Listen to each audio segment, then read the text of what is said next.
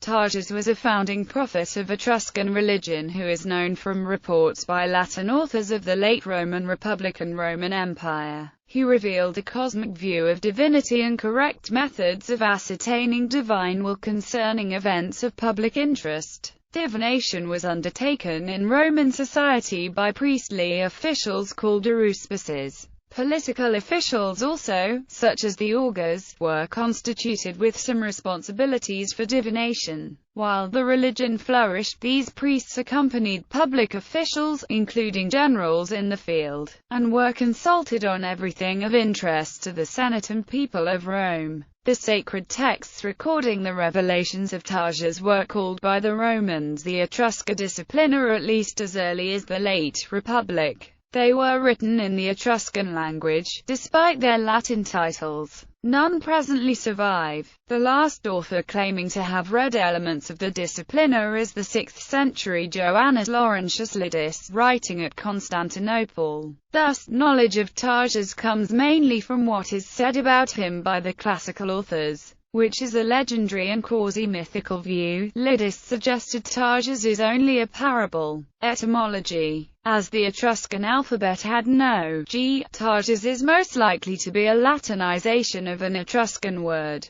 The reverse of a 3rd century BC bronze mirror from Tuscany depicts a youthful haruspex in a conical hat examining a liver. He is labeled Pavatakis. A second, older haruspex with a beard listens and is labeled Aviel Tarchunus. Massimo Pallottino made the generally accepted suggestion that the first name is to be segmented Pavatakis means the child. Tarches. The second name is the son of Tarchon, where Tarchon is the legendary king of Tarquinia, location of Targes' revelation, and also one of the founders of the Etruscan League. Legend. According to legend, Targes appeared at plough time and taught Etruscans divination. He is either the grandson of Jove, or he was born directly from a freshly ploughed lot. Cicero reports the myth in this way. They tell us that one day as the land was being ploughed in the territory of Tarquinii, and a deeper furrow than usual was made, suddenly Targes sprang out of it and addressed the ploughman. Targes, as it is recorded in the works of the Etrurians, possessed the visage of a child, but the prudence of a sage. When the ploughman was surprised at seeing him, and in his astonishment made a great outcry, a number of people assembled around him, and before long all the Etrurians came together at the spot.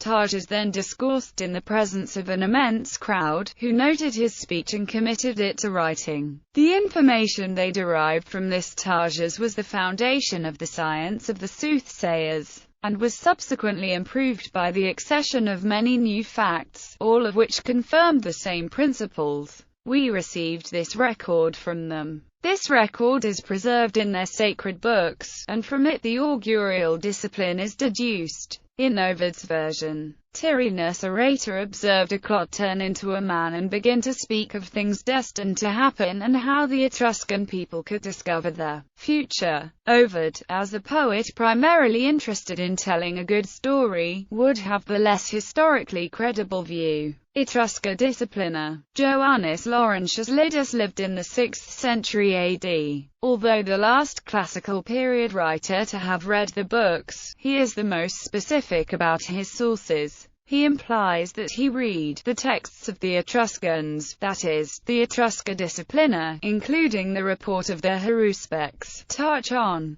who was instructed by Tyrrhenus. Tarchon's work on Targes, he says, is a dialogue in which Tarchon asks Targes questions in the ordinary language of the Italians. This is presumably Vulgar Latin, as Lydus cannot mean any early Italic dialect. Targes recorded responses in ancient letters, presumably in the Etruscan language. Lydus says it is not very understandable, and that he relies on translations. Representations of Targes. Labeled Etruscan representations of Targes are very rare, and scenes clearly tied to the Targes myth are almost as rare. Figures leaning on the laterus, the crooked staff of the augur, or examining entrails wearing the conical cap of the haruspex, are common, but are not necessarily Targes. Winged figures, representing divinity, are also common, especially on funerary urns from Tarquinia, but whether any depict Tajas is questionable. Assuming that a certain percentage of these representations are, in fact, Tajas, there appears to be no standard way to depict him.